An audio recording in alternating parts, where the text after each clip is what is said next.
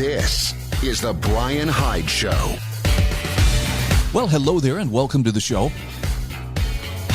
Tell you what, it feels good to be getting back into the routine of doing this on a daily basis and not slacking off and basically just being too overloaded to put out another podcast episode.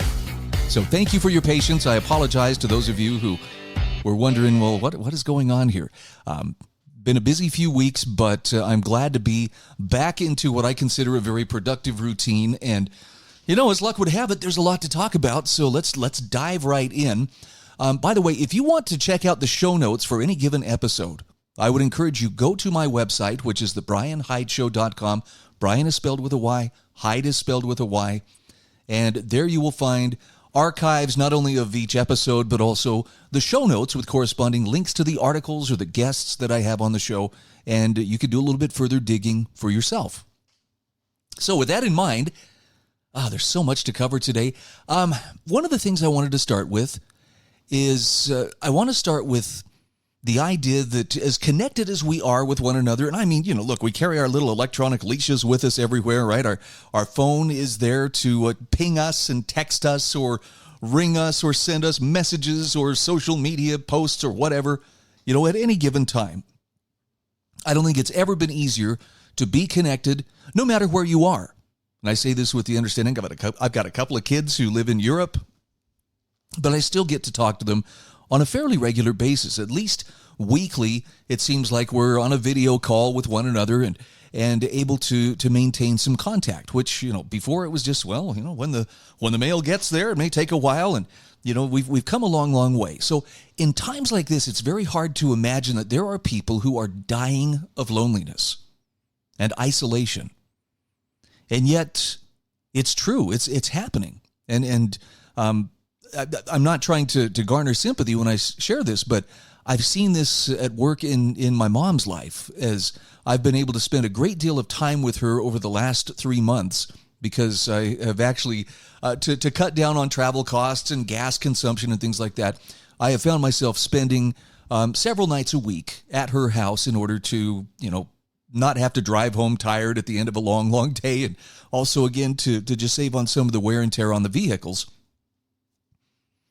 But it really has hit me how, even though she has a smartphone and she has access to people, she feels very isolated. And you know, it's part of its age. She's reaching that age where, you know, driving is a questionable thing, and we try to do what we can to make it so she doesn't drive. And losing that mobility, of course, makes you feel even more isolated, a prisoner in my own home, and she's got a nice, comfortable home, but, you know, what good is that if you're all alone and don't have people to share it with? And she often says that, well, it's been a very quiet day today, or my phone hasn't rang a whole lot. And so I wanted to share just a couple of excerpts with you from an article by Jeff Minnick. This is from intellectualtakeout.org. And he talks about dying alone and building a community in an age of isolation. Now, maybe you heard about Gene Hackman, the actor, and his wife, both found dead in their Santa Fe, New Mexico home back in February. And if I understand this correctly, Gene's wife died of hantavirus, some kind of pulmonary syndrome where, you know, she was sick from this mouse-borne illness. And then Hackman succumbed a week later from heart disease, lack of food and water, because he was apparently in late-stage Alzheimer's, and she was his caregiver. So when she died, essentially he was left on his own and you know, essentially starved to death. Very, very, very sad thing. Now, Hackman and his wife were reportedly on good terms with his 3 children, who are themselves advanced in years. And he and his wife had friends and business associates who may have wondered why they dropped out of contact. But it was Jesse Kessler, the couple's longtime contractor and handyman, who first discovered the couple's bodies after they failed to respond to his emails. And Jeff Minnick says, we might dismiss this strange incident as a case of error and chance, but he says, it strikes me that the deaths of Hackman and his wife, who apparently was a very loving and excellent caretaker, serve as a metaphor of isolation for our culture at large. And he refers to Robert Putnam's book, Bowling Alone, his study of the decline in American social relationships and the concomitant rise in loneliness and isolation. This was published back in 2000. 23 years later, Surgeon General Dr. Vivek Murthy reported America was suffering an epidemic of loneliness, which was more damaging to individual health than obesity or physical activity. And in a letter accompanying this report, this is what Dr. Murthy wrote. Quote, "People began to tell me they felt isolated, invisible, and insignificant. Even when they couldn't put their finger on the word lonely, time and time again, people of all ages and socioeconomic backgrounds from every corner of the country would tell me I have to shoulder all of life's burdens by myself, or if I disappear tomorrow, no one will even notice." Now, it wasn't so many years ago, I got a call from a classmate of mine who lives far, far away, over on the East Coast. And he informed me that a former classmate of ours, someone we had graduated high school with, had passed away alone in his home and hadn't been found for I think it was like a month before anybody discovered his body. And I'm still not sure why he called me, other than he just said, "I just need to talk to somebody, and you were the one who came to mind. I figured I'd just talk this out with you." But, oh, he was upset. And the thing that really haunted him was, how could someone slip through the cracks like that? How could it be a month before someone even knew that this person was missing, much less thought to check on them? And I don't know all of the circumstances of this classmate who passed away. I think, he'd had some addiction issues and other challenges in his life, and he lived alone. But the point still remains. It was just haunting to think that one of our friends, one of our, compadres, could die, and no one knew. Nobody had a clue for nearly a month. And it kind of sparked me to think a little more about, okay, what kind of awareness do I have about the people, within my, circle of influence, and how much am I really paying attention to what's going on in their lives? And this doesn't mean, by the way, that we need to beat ourselves up and, oh man, I guess I'm a terrible friend, I'm a terrible, son, a terrible daughter. This is just a call to step up and realize that this epidemic of loneliness, it's bigger than many of us think. If you're not struggling with it yourself, it may be easy to believe that, well, everybody else seems to be doing well, I'm doing well, and nothing really seems out of order. So Jeff Minnick, in his article, says, there are a lot of suggestions for individuals living in the here and now, but he says we need long-term solutions for our epidemic of loneliness. And this is where parents and grandparents and educators and mentors come into play. By word and by example, he says children can be taught from an early age to show consideration to others, to value face-to-face encounters over digital relationships, to keep an eye on the old and the infirm that they might know, and to reward even the services of a convenience store cashier or coffee shop barista with a smile and thank you. Now, this actually ties into something. I got an email this morning from Andy Frizella. I subscribe to his podcast, and Andy may be kind of a rough character because he tells it just as straight as he can, and it's usually, pretty electric poetry. But something he said today is, he says, you don't know the battles that other people are fighting. And if you have the capacity to show some kindness to someone, it can make a huge difference. You may not even realize the impact that you're having just by bothering to be kind. I think about that when dealing with retail clerks and so forth. I've stood on the other side of that counter. I know what it's like when people come in and they're just in an abusive mood. And, well, you appear to be lower status than me. I think I'll kick you for a while here because it makes me feel better. So here's the reason I'm sharing this. I'm sharing this with the challenge that I intend to follow myself, and that is we need to look for opportunities to uplift people around us. And I don't mean, you poor, pitiful thing, let's make them feel like they're a project. But just be aware of them. A kind word here and there, a phone call. Look, you can call me mystical or, say I'm talking about some really crazy stuff here. But when someone's name pops into your head, just kind of out of the blue, that's a good hint that maybe you should check on them. I don't think I've ever had a time where someone's name popped into my head and I went, oh, I haven't talked to them for a while. where I called him up or dropped by and, said hi to him, that I didn't feel like, that was supposed to happen. That conversation needed to happen. I believe that, as metaphysical as it sounds, I believe that there is a higher power that looks out for us, and that we are one of the tools by which other people's prayers and needs are answered. But it's helpful if we're actively listening and paying attention. Meaning, if somebody's name pops into your mind, don't just dismiss it as, that's weird, I haven't thought of them for a while. Stop yourself and ask, when's the last time I talked to this person? Could I take a minute here and just give them a shout and just see how they're doing? And maybe they're doing fine. I'm just saying it's a good habit. By the way, Jeff shares this verse from Isaiah. This is from chapter 58, verse 10, talking about working to uplift the spirits of others. Isaiah says, if you pour yourself out for the hungry and satisfy the desire of the afflicted, then shall your light rise in the darkness and your gloom be as the noonday. Do you get what he's saying there? Even if you yourself are struggling, whatever you do to help lift another person will have a corresponding effect of lifting your own heart and your own spirits. Now, to some people, that might sound self-serving. To me, it's just, that is part of the, there's a universal law about what you put out comes back to you. If it's kindness, if it's consideration, if it's just giving time or encouragement to someone else, it comes back to you. The universe repays you. So it's not wasted effort.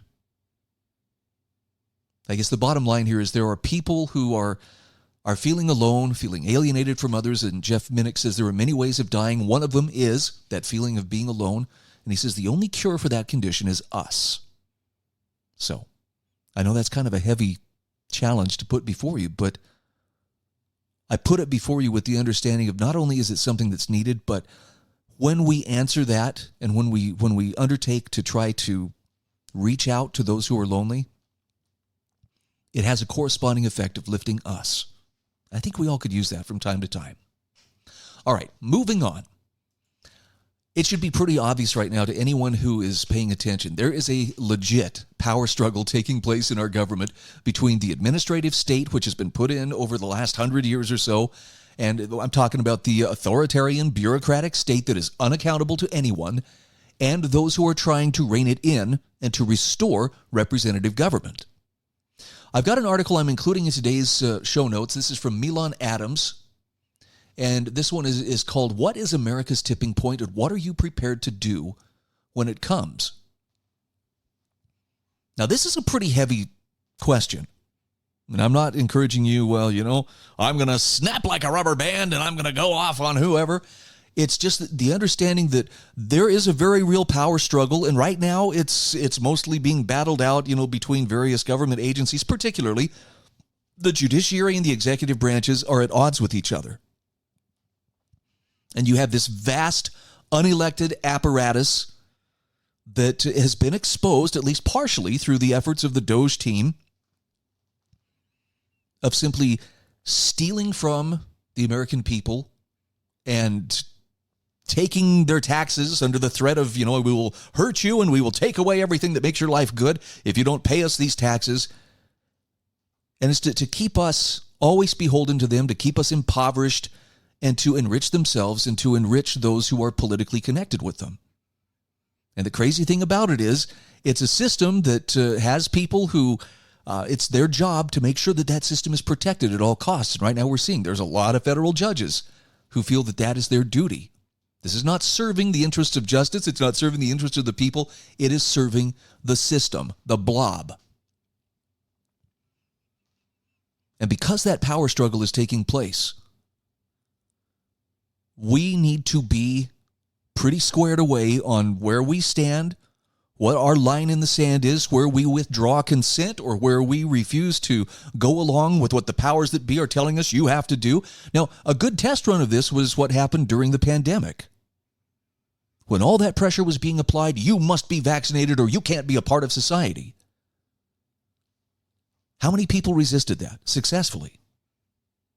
Maybe 25%, if that. And I don't say this to say they are better than everybody else, because the pressure was immense. It was, I can honestly say it was like nothing we have ever seen in our lives before. People literally were forced to choose. You can either provide for your family, or, you can, be fired from your job because you won't do this. I think that was a test run. And if for some reason, if you did what you felt was necessary, again, I'm not looking down on you and saying, well, you were sure stupid to do that. I'm just saying, learn from what was done to us. And now it's coming out that, well, actually, some of the concerns people had about the vaccine and so forth, it turns out they were well-founded. And, well, a lot of the things the experts were saying as fact, but they weren't facts. And I'm sorry, I get just a little bit angry as I recount this, because it wasn't like there weren't voices saying, hey, slow the roll here and let's take a closer look at this. This doesn't add up.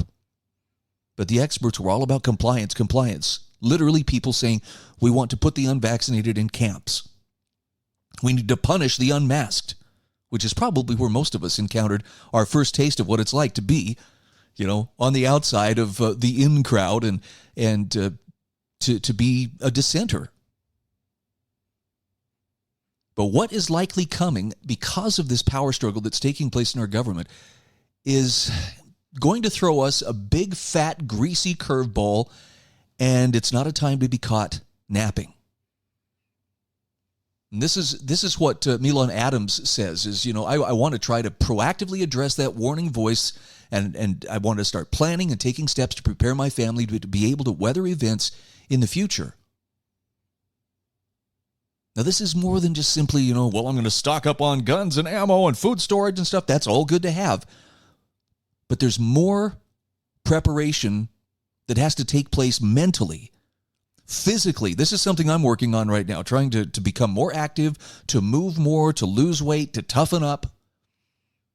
Spiritually, we need to be prepared as well, because there's a tipping point that's approaching, and I don't know what all it's going to bring. In the article here, Milan Adams says, governments exist either because they've come to power through force and violence, or they've been elected and given power by the people. The force and violence crowd usually have their roots in the military. We like to call them dictators. There have been a ton of them in history. Hitler, Stalin, Mao, Kim Jong-il. Now his son, Saddam, Gaddafi, the list goes on and on. Dictators don't care about the people, and they'll usually kill anyone who gets in their way.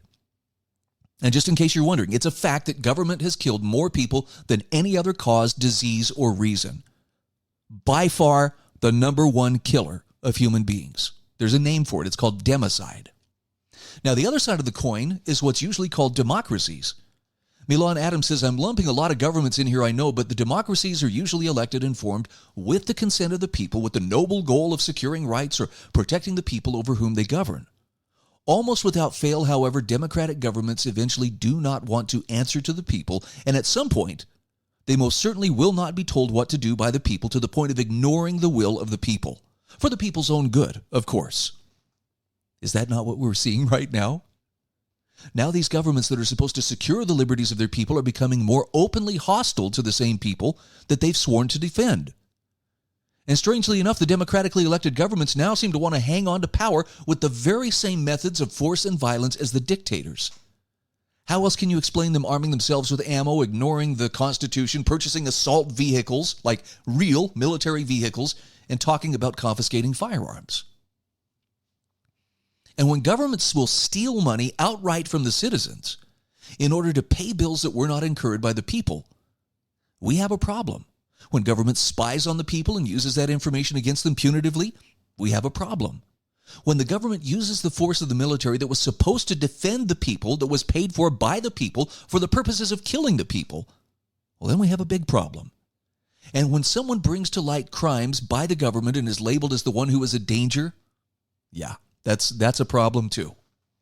So the problem is governments around the world are viewing their people as the problem, and there really seems to be only one way throughout history that this is ever rectified. Milan Adams says, my fear is that we're already set on a course that won't be changed with laws, great political leaders, or a return to the values of a golden age in a time long past. Now, I'm not going to spoil the rest of this article for you, but it's about knowing where that line is, the straw that breaks the camel's back, the one where you have to say, I cannot play along with this. I'm willing to step outside of polite society and to go my own way if necessary, even if the costs are high. I talk about sometimes, the right kind of outlaw.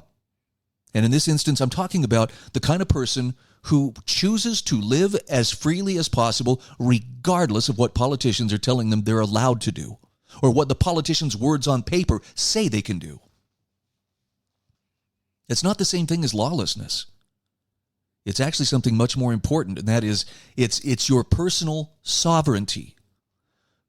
By which I'm going to transition into my last article here. This is the article of the day, and this is from my friend Russ Anderson. And this is one of the best essays that you will read. It's called "Unleashing Your Sovereign Power in a Society of Followers." The subtitle here is "That Quiet Voice Inside You is Your Guide to Authentic Living." And Russ starts with, I think, a very necessary disclaimer, because we've been trained, just like, we were trained for years. Well, the Civil War was all about slavery. We've been trained to believe that anybody who says sovereign is talking about sovereign citizens, and it's not the same thing. As Russ puts it, the purpose of these essays about personal sovereignty is to promote a clear appreciation and respect for the principles and true doctrines of personal sovereignty. And he starts with this question here: have you ever felt the prompting of that quiet voice in your soul urging you to trust your judgment despite what others might say? Again, the whole COVID thing, all the policies and lockdowns and all the indignities forced on us was a very good test of this. Something I had to wrestle with personally. And I'm going to tell you right now, when you are at odds with members of your own family over things like vaccination, it's not easy. When you're told you're misleading your children because you're taking this stance and not playing along with what you're being told to do. That will test you to the limit. And it's a very lonely place to be, but it comes down to, what does your conscience say? Are you familiar enough with your conscience? Do you recognize when it's saying something to you? Or do you turn up the radio and, drown it out? Which is what a lot of people do. Now, in this article, Russ goes over all the different dimensions of sovereignty, the political origins of it, when it becomes personal, self-ownership, and again, he comes back to that quiet authority within. And this is something that we have to hone as a skill, being able to listen to our conscience, and I would say being able to hear when your Creator is prompting you through your conscience about what's right and what's wrong. You got to learn how to set your boundaries with grace, how to make decisions, how to contribute to the greater good, and what your sovereign legacy will be. This is one of the things that really hits me, because, you think back, and I think it was Vin Suprinowicz who used to write for the Las Vegas Review-Journal. Maybe he still does, but I will never forget the example he used he says, look, if you were on your deathbed, let's say you were a German citizen who lived in Germany during the, 30s and 40s, and, would you tell your grandchildren, would you want to say, well, we had the choice between the Bolsheviks and the Nazis, and, I chose the Nazis because those Bolsheviks were the worst, and, I just did what I had to do? Or would you rather be someone on your deathbed telling your grandchildren, I chose neither one of them, I was punished, I was reviled, I was spit on, but it was the right thing to do, which, by the way, history has borne out. That was the right thing to do. Both regimes were very barbarous. Both of them killed millions upon millions of people, although strangely, we don't seem to hear so much about all those communist-caused deaths. Strange how that works. So here's what I'd like to do. I'd encourage you, go to the show notes for March 19th, 2025. You'll find them at thebryanhydeshow.com, and take some time. Take a look at each one of these articles. I promise you, it'll be some very thought-provoking reading, and hopefully it'll help you, like it's helping me, know a little bit better where I stand and where my personal boundaries are, because I suspect that a much larger test is straight ahead of us. Just know, we are up to this. We really are. This is the Bryan Hyde Show.